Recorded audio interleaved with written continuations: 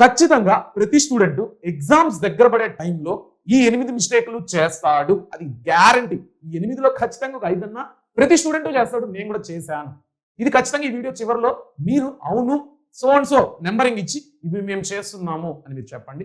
And వీటిని ఎలా avoid చేయాలో నేను చెప్తాను. అందులో మొదటి mistake, stop reading the text books again. ఈ టైంలో కూడా టెక్స్ట్ బుక్స్ పట్టుకొని పేజీలు ఉన్న ఆ టెక్స్ట్ బుక్ ని చదివి నీ టైంని వేస్ట్ చేసుకోకు.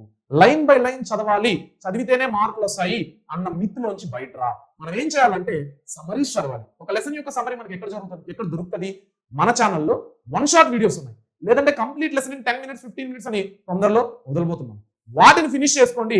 అప్పుడు మీకు టెక్స్ట్ బుక్ చదవాల్సిన పని లేదనమాట. టెక్స్ట్ బుక్ లో ఉండే ఎగ్జాక్ట్ కంటెంట్ ని చెత్తా చదవడం అంతా తీసేసి, స్క్రాప్ అంతా తీసేసి, ఎగ్జామ్ కి పనికిరాని విషయాలంతా తీసేసి, ఫిల్టర్ చేసి, ఫిల్టర్ కాఫీ లాగా వేడిగా మీ చేతుల్లో పెడతాం ఆ సమ్మరీ వీడియోస్ లో. ఓకేనా? నెక్స్ట్ సెకండ్ పాయింట్ ఏంటంటే, don't start new questions or concepts. ఈ టైంలో మీకు చాలా మంది కొత్త బుక్కులు కొంటా ఉంటారు మార్కెట్లో బయట. నెక్స్ట్ అందుకొని కొత్త మోడల్ పేపర్స్ అనేది వస్తూ ఉంటాయి. ఎన్నెన్నో క్వశ్చన్లు, ఒక్కొక్క క్వశ్చన్ పేపర్ లో కొత్త క్వశ్చన్లు, ఇది చదవాలేమో అది చదవాలేమో అని మొత్తానికి టిక్కులు పెట్టుకుంటా పోతే ఒక లెసన్ నుంచి నువ్వు 100 క్వశ్చన్లు టిక్ పెట్టుకొని ఉంటావు. టెక్నికలీ 100 క్వశ్చన్లు ఒక లెసన్ నుంచి చదవడం పాసిబులా? మీ ప్రైవేట్ మెటీరియల్స్ లో కూడా చూసుకోండి, ఒక లెసన్ నుంచి 200 క్వశ్చన్లు కూడా ఉంటాయి. వాటన్నిటిని చదవడం టెక్నికల్ గా పాసిబులా? కాదు. కాబట్టి కొత్త క్వశ్చన్లు చదవడం మానేసి, కొత్తదనం వెనకాల పడ్డం ఆపేసి, ఓల్డ్ ఈజ్ గోల్డ్ అన్నట్టు నువ్వు నీ 10th క్లాస్ జర్నీ స్టార్ట్ చేసినప్పటి నుంచి ఈ రోజు వరకు FA1 exam, FA2 exam, SA1 exam, FA3 exam, pre boards, special టెస్టులు, ప్రాక్టీస్ టెస్టులు, ఇలా చదివిన క్వశ్చన్ పేపర్లు చాలు. 100 days యాక్షన్ పేపర్లో ఇచ్చిన మోడల్ పేపర్లు చాలు. తెలంగాణ వాళ్ళకి ఇచ్చిన మోడల్ పేపర్లు చాలు. ఇవి కాకుండా మీ టీచర్లో లేకపోతే మేమో ఇవి చదువుకోండి అన్న క్వశ్చన్లు చాలు. అంతేగాని నెట్ సోర్సెస్లో ఎక్కడ ఏ క్వశ్చన్ దొరికినా దాన్ని చదివేయడం వద్దు. ఎగ్జామ్స్ టైంలో ఈ ప్రీ ఫైనల్స్కి ఇంకో 20 days 30 days కూడా లేదు. ఆ టైంలో నువ్వు కొత్త క్వశ్చన్లు వెనకాల పడ్డావంటే పాత క్వశ్చన్లు మర్చిపోతావు, కొత్త క్వశ్చన్లు సగమే ఎక్కుతాయి. కాబట్టి దీన్ని చాలా కేర్ తీసుకుంటూ చూసుకోండి. తొందరపడకండి. కొత్తదనం అంటే ఈ క్వశ్చన్ వచ్చేస్తుందేమో, ఏమో దాని మీద 5 స్టార్ సింబర్లు ఉన్నాయి, ఖచ్చితంగా వస్తుందేమో. అలాంటి 5 స్టార్లు 20-30 ఉంటాయి ఒక లెసన్కి. Technically possible? No. So this mistake is also a biggest turn over for our loss of marks. కాబట్టి లిమిటెడ్ సోర్స్, ఎక్కువ సార్లు చదువు. నేను మీకు ఆల్రెడీ చెప్పాను, లైక్ ఆయన పేరేంటి, బ్రూస్లీ చెప్పాడు. ఏం చెప్పాడు? 10,000 కిక్కులు తెలిసినోడు అంటే నాకు భయం లేదు, ఒక కిక్కునే 10,000 సార్లు ప్రాక్టీస్ చేసి దాంట్లో మాస్టర్ అయిపోయినాడు అంటే నాకు భయం అని. అలాగే నువ్వు ఒక్క ఆన్సర్ని 10 times చదువు, 100 times చదువు, అంతేగాని 100 ఆన్సర్స్ని ఒకసారి 2 సార్లు చదివి వదిలేయకు. ఓకేనా? Next, avoid multiple new study sources. ఈ టైంలో ఒక స్టూడెంట్ ఒక 10 యూట్యూబ్ ఛానల్స్, 10 ఆన్లైన్ కోర్సులు, ఒక 20 ఆఫ్లైన్ బుక్కులు, మళ్ళీ ట్యూషను, మళ్ళీ స్కూలు, ఇన్ని చదివితే ఫస్ట్ నీ బ్రెయిన్, నువ్వు కాదు నీ బ్రెయిన్ పాపం రా, డంప్ చేస్తూ ఉంటే ఆ బ్రెయిన్ ఎంతని ఎత్తి పెట్టుకుంటుంది. సో దానివల్ల కాక బయటకు వచ్చేస్తుంది, అన్ని నువ్వు మర్చిపోవాల్సిన పరిస్థితి. కాబట్టి మల్టిపుల్ సోర్సెస్ వద్దు. ఇందాక చెప్పినట్టు కొత్త క్వశ్చన్లు వద్దు, కొత్త సోర్సులు వద్దు. నీ 10th జర్నీ స్టార్టింగ్ నుంచి నువ్వు ప్రిపేర్ చేసుకున్న నోట్స్, లేదా మీ సార్ వాళ్ళు ఇచ్చిన నోట్స్, లేదా మన దగ్గర నువ్వు తీసుకున్న PDF నోట్స్ చాలు. కొత్త సోర్సెస్ వెనకాల పడకు. ఓకేనా? నెక్స్ట్, ఇందాకే నైట్ మోడ్స్ అన్నారు ఒక వీడియోలో, మళ్ళీ మీరే నైట్ మోడ్స్ కండక్ట్ చేస్తారు. ఇక్కడేమో నైట్ స్టడీ ఒక బిగ్గెస్ట్ బ్లండర్ అంటున్నారు. ఏంటి అంటే, నైట్ మోడ్ అయిపోయిన తర్వాత మళ్ళీ 12-1 అవుతా ఉంటుంది. అప్పుడు మళ్ళీ నువ్వు కూర్చొని చదివితే ఇంకెప్పుడు నిద్రపోయేది?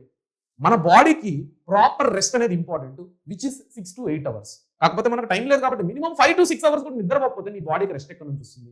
సో నైట్ మోడ్స్ 12కి అయిపోతే తర్వాత నువ్వు ప్రశాంతంగా పడుకో, లేదా ఒక ½ an hour 12కి నైట్ మోడ్ అయిపోతే 12 to 12:30 పేపర్ అనాలిసిస్ చేయి. ఏమేమి చెప్పాడు ఈరోజు మొత్తం PDF డౌన్లోడ్ చేసుకుని ఈచ్ పేపర్ చూసుకొని పడుకో. అంతేగాని తర్వాత మళ్ళీ నీ సెల్ఫ్ స్టడీ స్టార్ట్ చేయకు. మార్నింగ్ 3 వరకు 4 వరకు, మళ్ళీ 7 కంతా లేసి స్నానం చేసి స్కూల్కి వెళ్తావు, లంచ్ బ్రేక్లో నిద్రపోతావు, బ్రేక్స్లో నిద్రపోతావు. అంటే నీ బాడీ టైర్డ్ అయిపోతుంది, నువ్వు సిక్ అయిపోతే ఎగ్జామ్స్ ఎవరు రాస్తాడు. కాబట్టి దీన్ని కూడా అవాయిడ్ చేయండి. ఇది టెన్షన్ మీద వస్తుంది. ఫస్ట్ నాకేం రాదు చదువుకోవాలి అనే టెన్షన్లో నువ్వు నైట్ వెళ్ళుకొని చదువుతావు. వద్దు, కూల్. నువ్వు ఏదైతే చదువుతున్నావో అది 100% నువ్వు చేయగలుగుతావు అని నమ్ము. ఓకేనా? Done. Don't skip revision thinking that I know this. అంటే రివిజన్ చేయాలా? Revision is mandatory, revision is necessary. కాకపోతే ఒక PDF చదివేస్తాం, ఒక బుక్ చదివేస్తాం, దాన్ని మళ్ళీ రివిజన్ చేయాలంటే ఎవరు చదువుతారు? బాగానే గుర్తుంది, రాసేయచ్చు, ఓన్గా రాసేయచ్చు, నాకు కథ గుర్తుంది, ఓన్గా పని అయిపోద్ది. వద్దు, నువ్వు ఇంత చదువుతావు, ఇంత ఎక్కువ ఉంటుంది, ఇంత గుర్తుంటుంది. దీన్ని నువ్వు రివిజన్ చేయకపోతే ఓన్ గా రాసేటప్పుడు ఇంత రాస్తావు, ఇంత ఎక్కడ నీకు మార్కులు ఎక్కడ వస్తాయి, కంప్లీట్ మార్క్స్. మళ్ళా నాకు వచ్చు కానీ మార్కులు ఎందుకు రాలేదని మిమ్మల్ని మీరే క్వశ్చన్ చేసుకుంటారు. కాబట్టి వద్దు, don't think like I know this.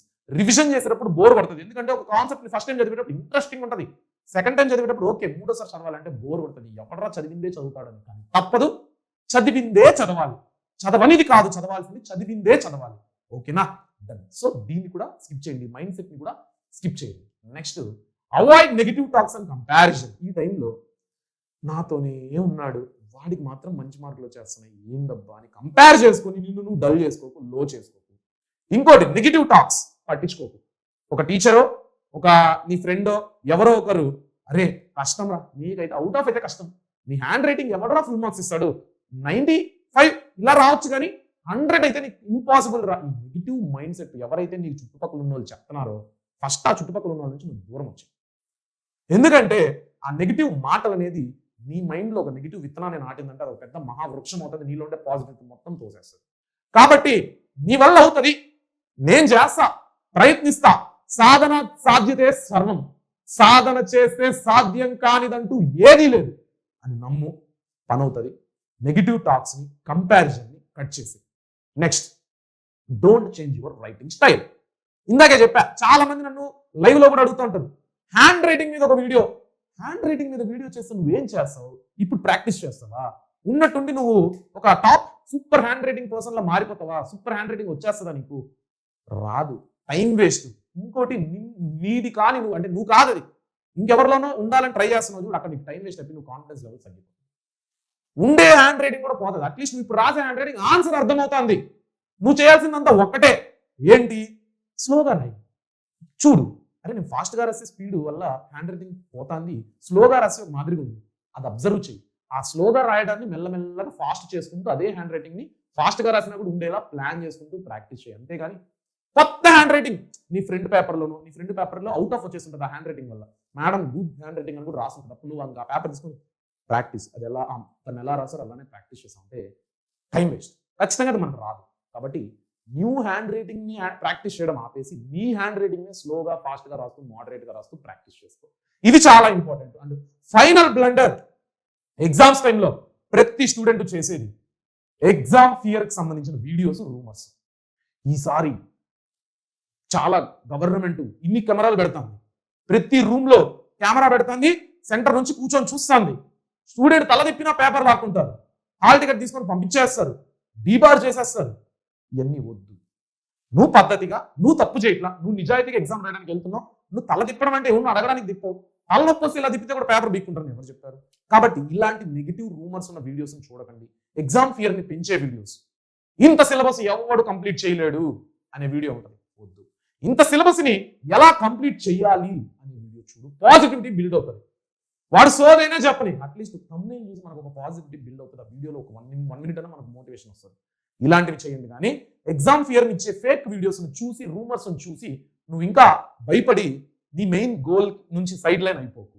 So ఈ 8 మిస్టేక్స్ ని ఎవడైతే అవాయిడ్ చేస్తాడో వాడు మరింత విజయానికి దగ్గరైనట్టే. And from my side all the best. నాకు తెలియని టైంలో నేను ఇలాంటివి ఎన్నో ఫేస్ చేస్తున్నాను, కాబట్టి ఈరోజు నేను మీకు చెప్తున్నాను కదా, కొద్దిగా ముందుగా అలర్ట్గా అవాయిడ్ చేయండి. ఎగ్జామ్స్ దగ్గర పడుతున్నాయి, హార్డ్లీ 1 month కూడా లేదు ప్రీ ఫైనల్స్ కి. Pre finals is nothing but finals. ఓకేనా, బాయ్.